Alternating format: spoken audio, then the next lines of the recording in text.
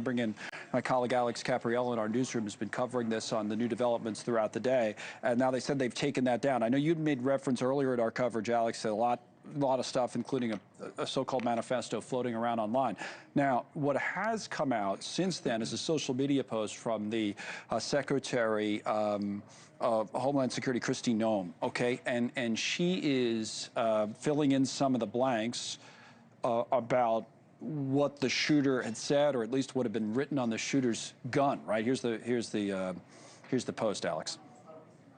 Yeah, so essentially, to give you just some process information about how we came across this, we saw this so-called video manifesto online earlier today, but we have to be cautious with something like that just because you're unsure of the authenticity of it at all. But here you can see Secretary Kristi Noem seems to confirm a lot of the information and a lot of the things that I had seen in that video, in particular some of the words that were written on the ammunition, on the magazines, in some cases on the scope of the rifle that was inside that video. And as Secretary Noem pointed out, some alarming things written. For example, she says, scrawled the words, "For the children, where is your God?"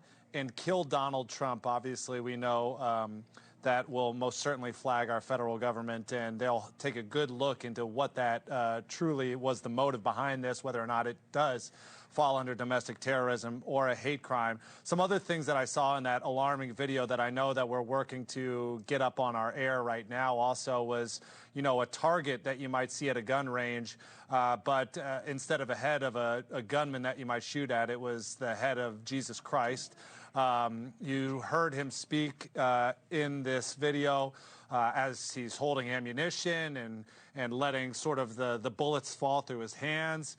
You see a written portion, almost like a booklet, several pages long, in which, you know, the gunman is apologizing to his family, to his parents, and to his friends.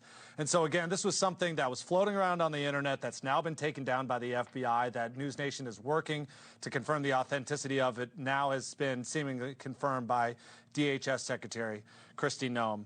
Beyond that, you know, obviously, we did get some new information from that press conference just now, Connell.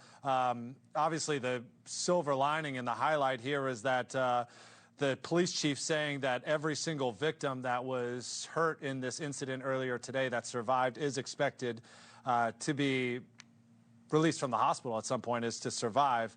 On top of that, we had big questions about where these guns were obtained from.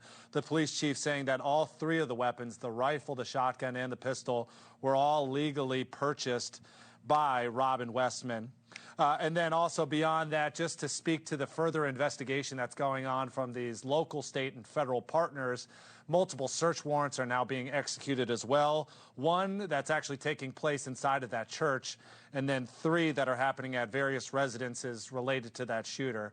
Again, Robin Westman, confirmed by DHS Secretary Kristi Noem, 22 years old, as the shooter from this morning.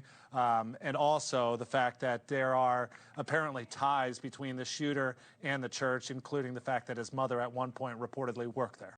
Thank you for watching. Subscribe below and download our NewsNation app right now on your phone, and you will get fact-based, unbiased news for all Americans.